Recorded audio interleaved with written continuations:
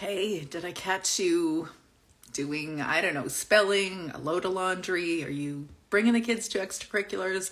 What's your day like? I'd love to hear. When do you catch me here? I'm Teresa. If we haven't met, I'm a certified life coach and a homeschool mentor here on the Homeschool Mama Self Care account. You can also find me on my podcast, which I released this morning. Actually, I got to chat with Sarah Mackenzie from Read Aloud Revival. That was so much fun. We giggled through the entire discussion. And I was chatting with Sarah about the development of her publishing company. I was chatting with her about how we actually find a way to do things outside of, mothering, homeschooling, all those things, laundry. And it was just a super fascinating conversation. I decided to throw a slump month giveaway onto my account, and also you'll find that in the Facebook group. You'll see it on my website before the end of the afternoon.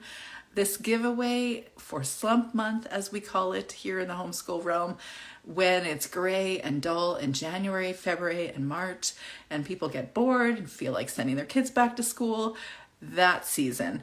I thought it would be a little, fun way to make things more spicy or interesting. So Sarah Mackenzie gave me a copy of her book, and I'm going to give it to you, as well as a copy of my book, Homeschool Mama Self-Care, Nurturing the Nurturer, and also a recent journaling workbook that I created. I think it was like in November.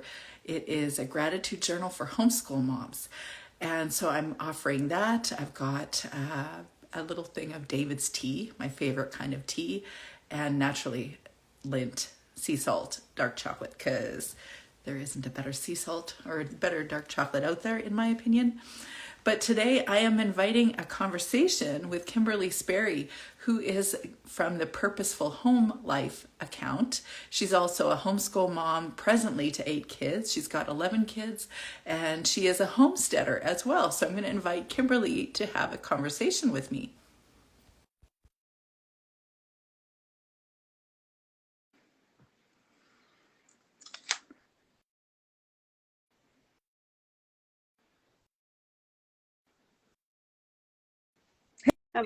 Hey, Hello. nice to see Hello. you. Nice Long time. to see you. Yeah. Exactly.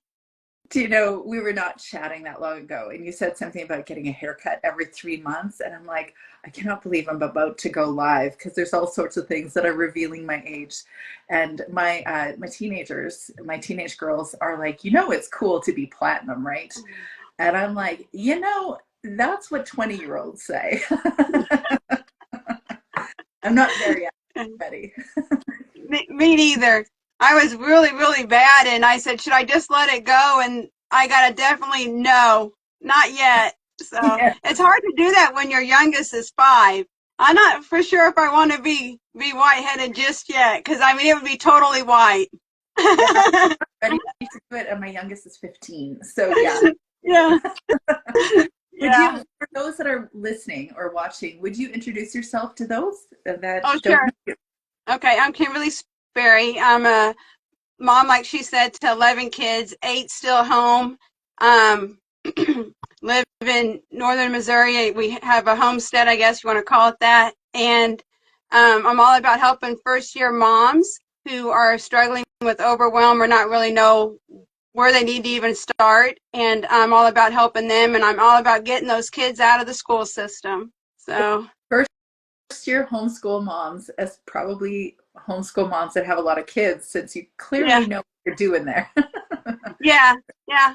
I remember, Mainly large family moms, but I can also help those with smaller kids. It's just, that's all I know is large. I cook large, we live large. I mean, that's all I know is large.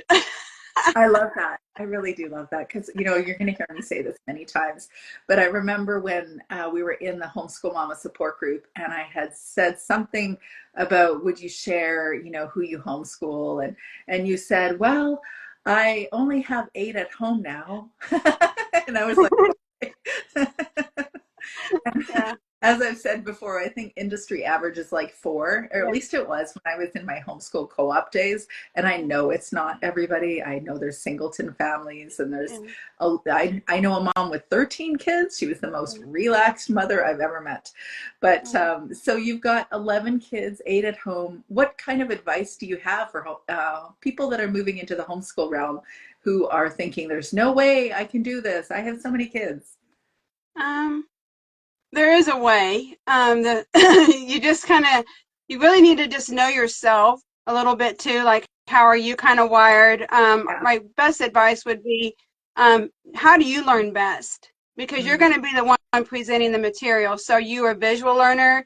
Do you more like hands-on type learning? Are you audio? Would you rather listen to it? Or you could be a combination of those things. But to really know yourself would be where I would start first, and then you can kind of start lining out what curriculum might work best, or if you want to do, um, yeah, I would definitely just start with yourself because you're really going to have to know yourself. And when I first started homeschooling, this one lady gave me some advice. I really kind of took it wrong, and then, but the more I think about it, since I've been doing this for be 16 years in August, it's like she was right. She goes, you know, you're going to be spending a lot of time with your kids, right?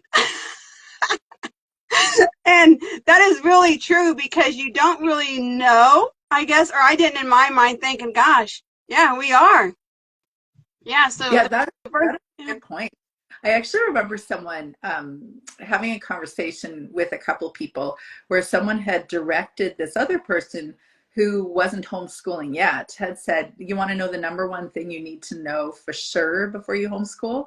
And I was like, oh, what will it be? Like something to do with time blocking? Will it have something to do with a certain curriculum or a certain method choice? And she said, do you like spending time with your kids? Yeah, and I'm like, yep, that's it. She's yeah, right. yeah, That's the first thing.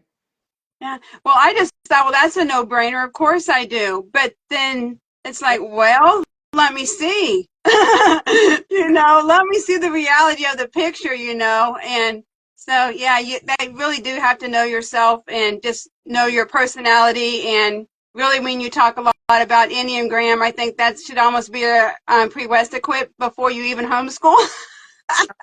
Hey, Everyone needs to do an Enneagram, and I have grown so much in my own self through homeschooling. It's like, wow, I didn't even know this person existed, but it's just been a fun journey all along. And then to be able to help other women see that it's not really that hard. And I think by the world's view, all the white noise we get, we put a lot of pressure on ourselves very yes, unnecessarily. sister, totally with you. Yeah, it's 100%. just, Hmm. yeah, yeah. Yeah. And so if we can maybe start out without all the noise and just focus on your family and, Hmm. don't be going looking at Instagram or Facebook. Pinterest is okay. I think there's a lot of truth to Pinterest. I think there's more, I guess, real life stuff there, maybe so to say. And but really just focus on your own family and what you want to get out of this journey, because it is a journey. Whether you homeschool through 8th grade, send them on to private or public, and as a freshman, whatever you all decide to do. But yeah, it's a long haul. And then through pregnancies and all that other fun stuff, I've been through it all, twins and everything. We just kept adding them for a while. Kept going. You know, I Yeah. think what you're saying about figuring out who you are before you're doing this homeschool thing, like Mhm. I didn't know who I was beforehand. I really didn't. Not before I was a mother. I didn't have any sense of that. I thought I was the person I was supposed to be because I had this idea of what other people told me I was supposed to be, and that was my goal, is to be kind and loving and help everybody and people pleaser. So then by the time I think my oldest was 4, 3 or 4 or something, that's when I had a big summer experience that shifted everything inside of me. And I could literally write a book on that summer. But for me, I learned that I wasn't even noticing that I was in the room. And so if I ask many homeschool moms, what is your favorite ice cream flavor? Or, various other favorites that you could ask someone, they don't always know because we're so focused in on our kids. And it's not just about knowing your favorites, but it's like knowing what are your triggers and what are what are the thoughts that you're thinking throughout the day, the ones that are helping you and the ones that aren't, and how you're seeing your children and what you understand about what an education is anyway. All those questions, knowing yourself is the base building block, I think, to a healthy homeschool. Definitely. Yeah. Yeah. And then when you go back to your favorite ice cream, I always just say whatever's left over. Touche. I'm going to quote you on that because that is so mother. That is yeah. Well, I hope you figure out your ice cream choice. No, what do you like? Do you have an idea? I'm going to pin you down on an ice cream choice. Vanilla or tin roof sundae. Oh, I tried that one. Yeah. Oh. Yeah. What's in that one? Oh, caramel and some kind of I think was a candy bar of some sort. It's just really good. I'll have to look at the ingredients next time I go to the store. So you just made ice cream, actually, and I was thinking that too. Like, I'm on a teeny tiny little homestead compared to what you're doing, but we have a lot of snow in the last week or so, and a half can of sweetened condensed milk open in the fridge. So I'm like, we can make ice cream.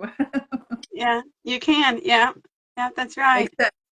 Except that when I was thinking about how you make ice cream and it requires sweetened condensed milk, I'm like, that can't be healthy.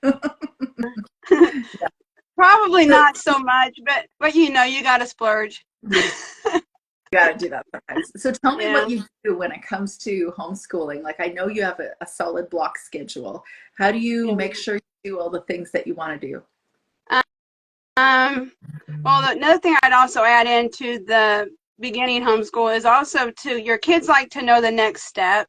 So that would be another thing too, is they want to know what subject is coming next. We pretty much have our morning basket, if that's what you want to call it. It's just our morning time with Bible, read alouds, and then right after that, since we have we do science and history together. Yeah. So I just go right on into history. It just kind of all folds in together, and then after history, we kind of do the littles. There's a worksheet based, and so we do that, and then the other ones are working on their own little thing. And I always tell you this, when the kids when they learn to read, it really does help mama out a lot, because then you're not always constantly over the reading directions, and then the older kids will also help, like the younger ones too, and that's a big help too, if you can train your younger ones to help in a way that's not going to cause more havoc. Yeah. Learn from experience. So they can also become too dictatorship, the older ones can, and then it becomes total chaos. But anyways, that's a whole nother live. So many possible discussion points there. Okay, like, how do you manage chaos? Do you ever get time for yourself? How do you do the house cleaning routine? But I've also seen older kids teach younger kids things that are out of my wheelhouse, like certain upper level mathematically based chemistry stuff. I didn't have to do that because I watched my older kids doing it with my younger kids, which I was like, great, that's perfect. Yeah. Do we answer questions? We have a question. Oh, good. Yes, I can't see anything. Yeah, Soccer Life 918 had a question. How do you manage cleaning and cooking? My battle, or do I eventually find the way? So so interesting that is actually what I was saying, is tell me what you do with that. Do you have a routine? We are very since Rob and I, my husband Rob, we have always been, we're not raising a 4-year-old, we're raising a 20-year-old, an adult. So each kid has their own chores to their level, and that is really what has helped the house just keep going like an oiled machine. And sometimes, it needs greased, I know. But that we really, everyone helps. It's not just on my shoulders. And the same with the cooking. We're trying to get back into this. We kind of got away from it, but each kid has a day that's their cooking day with me. And so they're also learning life skills. They got to think about, what do we want to have? We got to get this out. So they're actually helping me there. I used to do a lot of planning with my cooking and that sort of stuff. At this stage, I cannot. So we're just doing it day by day. And that's what I'd say for you as well, is that just do one day. take one day and kind of figure out, how do I want this? And another thing that I've learned too is, how do I want this day to Yeah. look? You know, and so that really helps focus back into, okay, so it didn't go as well, and then you just kind of, you do have to find your flow. I know your question is, how long did it take you ladies to get a flow, and how fast do you bounce back when it does go to chaos? That kind of depends on the individual person. If you're really just too overwhelmed, and I would say to step away from it if you can. I don't know what your age of your kids, but I would say just step away if you can. Maybe go to your bedroom, do some deep breathing. Just say, I just need a time away. I know this one lady, it was a missionary. She used to put her apron up over her head when she had had enough. And her kids knew, don't talk to mom when her apron's over her head. And if you can't leave the room, then just sit down and just say, I just need to sit here for a minute. And, give mom some space, let me close my eyes. And that has worked with me. I mean, I haven't always had older kids. So yeah, that would be my advice, maybe just, and then, I don't know, Teresa, what do you think about bouncing back? What would your advice be? So first of all, when it comes to menu planning, what I did practically do is, for like almost a decade, literally, I could tell you what I was going to eat on Sunday or on Monday, because I did the same meal over and over and over on different days. And I don't ever want to eat vegetarian bean chili again. that's how often I ate it. But that was my simple way of doing it, was knowing, we are meat eaters at this home, so we would have it like maybe three times a week, and then we would do a bean meal or an egg meal or something, and it would be the same day. Every day, every Tuesday was chicken, and the same time. So then I would never really have to think about it. But the other discussion point about bouncing back from chaos, or that feeling of things have gone haywire, that's why I do the self-compassion coaching, addressing homeschool moms' big emotions. And it for sure was the reason why I felt burned out by year 3 or so. I think it's a long-term practice to learn how to build in practices, to actually know how to deal with your own big emotions, to feel into them, to accept them, to also recognize when it is better for you to just spin on your heels and walk away, and instead of react and get upset. To learn yourself over the course of time. There's so much that I could say there. So much, because I really do an entire coaching program built on that. And I really think that is the biggest, most important part of the challenges, or addressing challenges in the homeschool mom experience, is first figuring out, who are you, what do you feel, and why are you feeling what you're feeling. And it's not fun, but I would say it's both the hardest thing in homeschooling, and also it's perfectly in your wheelhouse to figure out. Yeah. What do you think? I see you asked another question here. Yeah, I'm just new to homeschool, one busy little one and a child with special needs, but 2 kids in school total.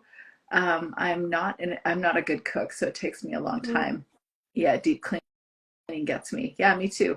So I only have 1 kiddo out of 4 that are home now, and I am noticing that the cleaning continues. There's always a need for cleaning, and there's always a need for all the things, and it's not fun. So hire a house cleaner if you can. Yeah. I would kind of go off what Teresa said. If you can, do a menu plan, and then just kind of have the same stuff over and over. Taco Tuesdays. Yes. Just kind of think of stuff your family will for sure eat if you're into menu planning, or if you're not in a season where you can do that, then maybe, like I said, just start with one day, go from there, and do like Monday, and then just everything you can think of that you can eat on Monday, and make it simple meals. I tried doing this when we first started homeschooling. I was trying to be Laura's mom. I was trying to make a big elaborate breakfast. Okay, get that cleaned up. Hurry. Oh, it's dinner. I got to go get mashed potatoes, roast beef. Everything's got to be ready again. Oh, it's supper time. I've got to have another whole meal. No. Don't do that. If it's just you and the kids at home, just come up with little light meals. We almost eat like 3, we eat like at 11 Central Standard Time, then maybe have a small snack at 2, and then we might have something else at 4. We kind of just eat little small snacks, and that has really saved my sanity. I mean, I don't know if that's something you could do, or just have, if it's just you and the kids at home at noon, then maybe just do peanut butter and jelly sandwiches and Yeah. carrot sticks, just something Yeah. like that. That's what I would really encourage you to do. And then to keep your elaborate meals for the weekend or Sunday dinner. Yeah. Agree. But yeah. Yeah. Oh, Keep it simple. don't be sorry about your questions. That's fine. That's fine. So, So how do you do the house cleaning? How do you manage house cleaning? we do drawing. It's luck of the draw. We have cards I made, and every kid has to pick. We have Old Maid, which is dishes, because no one likes dishes. And then Yeah, we have, here too. yeah, and then we have fridge, chairs, and microwave. And then we have living room, which does all the living room stuff. And then someone has hallways and stairs, because you got to do the hallway with the stairs. And then bathroom, and then the basement has to be cleaned every week too. So and then we have our outside chores. So everything is and then on the outside chores, Monday those are set days. Everyone has a day that they got to go out, Yeah. including me. Yeah. Yeah. But that's how we do it here, is we just have the draw cards. Yeah. And so that seemed to work out well. So That's really good. So tell me how you get time away, because I find the time away, or how ideally would you get time away? Because I know, I really, really wish we could turn off that. I think it's like a maternal gene that says I must be available to my children at all time, on all days of the week, even if I need to sleep, even if I've had something really bad happen, even if I'm working, and we're the best person to resource from, like, we're the best resource for our kids. No one else can do what we're doing. And by the mere act of us telling ourselves that, we burn each other out, or we burn ourselves out. it's kind of crazy, but like if I do take the kids to their extracurricular activity, that's my time. Right, there are 2 hours in there at practice. That's my time. I can usually go find McDonald's or a coffee shop that's open late or something, and I can go do that. Or I'll even just sit out in the hallway and just like, that's my away time at my stage in my right now. And then for our prior conversation, I even just like even if I don't have to go away, but the husband's really good about even just keeping the kids, let mom be for an hour or so. Then sometimes I haven't practiced this in a while, but paint my nails or something, do something just for myself. Or mom's in the bedroom, just let her be. And I think that really helps too if you have a husband that's on your side, and he can see that you're needing a break. That, I think that helps a lot. It really does. You know what? I have heard so many moms tell me that their husbands or their partners are supportive of their, whatever, their need for downtime, or their need for creative time, or whatever. And yet we just tend to not want to take it. And I'm sure that there must be some unsupportive partners, of course, but it's a funny thing that we don't actually just take it. Like, our partners want us to, because they want us to be in a good mental space too. Yeah, exactly. Yeah, I think they know the brunt of it if we don't get it. They're like, no, you got to go take it. You have to go take it. Yeah. So take it from us. We've been doing this parenting, homeschooling thing for a while. You really need to take that downtime. It's like, it really is fuel for the gas tank. Outside of sleep, I think sleep is one of the most, like, it's got to be the most important thing for self-care. And I also know that when you have little ones, it's almost impossible to make that happen the way you want it to. And so my heart is with you if you're in that scenario. I remember it, thought it would last forever, and then it didn't. Eventually they wake up, or they sleep through the night, and they're 18 and they don't want to sleep with you anymore. They don't even want to hug. Sometimes they don't want to hug. That's true. I love those hugs, though. Those hugs are almost more special than a 3-year-old's hugs, in a way, sort of. They're all, but so what would you say, as if somebody is entering the new homeschool space right now, what should be their focus? Besides themselves. Besides themselves. Another thing I would focus on too would just be finding a good support group. That would be very vital, because back when I started 16 years ago, the internet wasn't even a thing. I don't even think I had a cell phone 16 years ago. If I did, it was a bag phone. Now I'm really dating myself. But really just take care, find, like I said, and then get to know your kids, because your kids learn differently too, just like how you yourself learn differently. And that might take time too, but I would definitely do that. You can always just you can always start small and just add stuff in. You do not have to do all the quote subjects the first year. You can graduate. And if you do, you can gradually add them in. You don't need to do handwriting, spelling, writing, science, whatever else there might be that you might want to add in. You can also just add in a little bit at a time. If you're just starting out, it's like you're starting Monday next week, just start with one subject and maybe some read alouds, and then just kind of get, especially when you take kids out of school, that's a whole nother subject. And we've actually done that. And so I've got experience with that as well. But you really just want to start doing one subject at a time. Another thing I would do too is don't start your kids too soon. I have people that have asked me, what about my 3-year-old? Your 3-year-old? I wouldn't even think, my 5-year-old's not even doing set stuff yet. He's learning. He can shout off math facts because he's in the room. So they're learning, but I don't even start formal education, quote, formal, till they're 7 anyways, because it just, especially boys, they're not wanting to sit there anyways. But that would be my best advice. I don't know, would be just to start off slow and then really get into a good support group and stay off social media. but stay on it for 10 more minutes. Yeah, it's not all bad. I'm just saying, maybe that's just me, but I'm just saying, don't get caught up in that your homeschool needs to look like my homeschool, because we're not alike. And that's my biggest, that's what I want to do, to encourage you not to do something because I'm doing it. Do it because that's how you learn best. That's how your kids are going to learn. And that's what's important. You're raising an adult, and so that would be my takeaway. How about reading? That's a really clarifying, clarifying way of that. Yeah. Actually, when you said about not having a cell phone 10, 15 years ago, I didn't have a cell phone until last year. That's true. It's true. I didn't want it. Yeah. I'm married to a doctor, so he had a cell phone and a pager and a whatever way, way, way back. Yeah. We had too much cell phone interaction in the home. But we're also talking about not starting them early. And I know that there's a lot of parents out there that have really young kids that want to start all these learning activities. And I would say that learn how to homeschool for yourself, but don't do it for your child.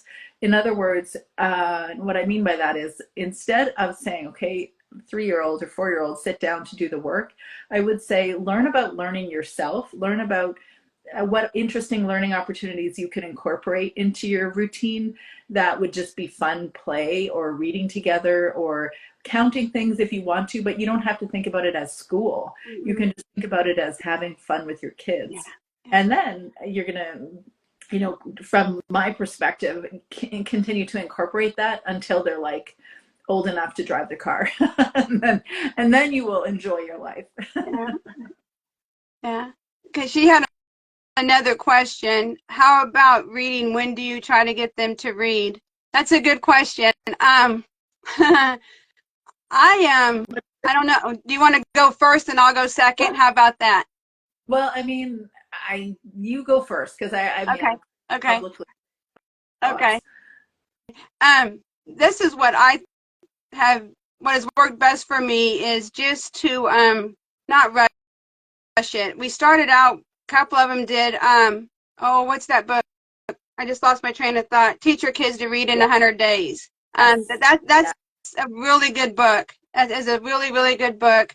A lot of people get hung up on the reading. Mine just, we do the phonics. We do have a phonics curriculum that we do as well. But if they do the 100, have your child read 100 days, they really don't need the phonics. And then we do spelling. But on the reading, it just, each child will want to. Mine just always started having an interest in what is this word, and then they would just know that word is he, and then so that's, I don't know if that's a very good answer to your question. I'm sorry. I don't put a lot of I don't know. I don't really put a lot of emphasis on, by 4th grade they got to read. I don't do that because that puts unnecessary pressure on the kid. Yeah. And with that pressure taken off, then we just kind of take it where they're at, you Yes. know. I'm And I don't know totally where with you're, yeah, you. Yeah. I don't know where you're at in the world, but it seems like the English language is the hardest to learn. Why do you need to drop the Y to add an IES? And it seems I really don't know if I'm even going to answer that right. I don't know. It's just reading is one of those topics that it's just kind of comes. It just really does. I don't know. That's probably not the answer you wanted, and I apologize. I really don't think that there is an absolute answer. I think that our culture Mm-mm. made it out to have one, Mm-hmm. and then they say there's a certain age. Mm-mm. But I've had four kids, very different interests at different stages. One of them taught themselves Yeah. when she was 3, and she Yeah. was whole word reading. And I remember getting her into a typical reading program, which was probably that one, the 100 Easy Lessons or something like that. And thinking, no, you're reading it wrong. You can't do a whole word thing. You have to sound it out. But she was really reading, and Mm-hmm. I didn't teach her to do that. That was my third daughter. Each of them have different journeys to reading, but I know that many kids have many different journeys to reading, and some of them come by naturally, and some of them are very challenged by it. And just like you were saying, Kimberly, about not forcing it, it probably causes more troubles Mm-hmm. for the kiddo if you're trying to force it. And I always say this: you can bring a child to the toilet, but you can't make them pee. So you can't make them potty train. You can create routines around it, but you can't make them pee. And you can bring a child to a book, but you can't make them read. Mm-hmm. But you can continue to create a routine around being with books, reading to Mm-hmm. them, having a really literary rich environment. And that really will encourage, just like you said, that curiosity. And then, oh, wait, how do I sound that out? Mom, is this how you say this word? They just Mm-hmm. start doing. Yeah. Yeah, exactly. And another thing is too, like whenever there's 5, I guess if you want to put an age with it, just get a easy reader picture book or something, and then you read the word, have them read the word, and then that also is another way. I mean, there's just different ways, like Teresa said. There's no magic wand, and I know a lot of people really worry about that. But if you can read yourself, you can teach someone else to read. I mean, it might just come in our own mind, like you said, Teresa, about the way the culture is. Everything has to have a date and time. Everything has to have an age with it, and that's not it. That's why at homeschool we get to do it our way. They don't have to know how to read fluently by 8th grade, although we'd like that. But some people just that's not in them to be able to read out loud, eloquently, if you want to use a big word. But Yeah, that's so, interesting. I could read when I was younger, but I really didn't care to read yeah, until I was 17. And I yeah. think reasons for that. But 17, I mean, I could read for the Mm-hmm. record, but I didn't want to sit down to read myself. And I have made up for it in spades now that I'm 50. Like I have read and read and read and read most of my adulthood. So, I could be case example number one, but there's also lots of kids also that are challenged by reading, and mom has a suspicion that something's up. And if you really do have a suspicion that this isn't right, my child is 11 and they're challenged, then I would say Yeah. go get them tested, go get an assessment. It'll do, I think, a couple things. It'll put your heart at ease if you discover that no, they just don't want to read, or no, there is a learning challenge and I can do something about it and help my child learn. And then they won't feel insecure or uncertain about themselves because they are probably old enough to know that most kids around them are reading. Then they don't feel that baggage of insecurity that, oh, I'm not really that smart or something, when actually sure, they're smart. You see it in many ways. They're just challenged by this particular letter sequence or whatever the challenge is. Yeah. So sometimes it's worth assessed. It definitely is. We had a lady reach out to us about doing some kind of tutoring with the twins. And so, I mean, there are, like you said, there's different programs that can help if you are concerned about their reading. But I don't stress about it, too much anyways. So, Do you know what's amazing too? That the youngest kiddo always gets, I think, the best education yeah.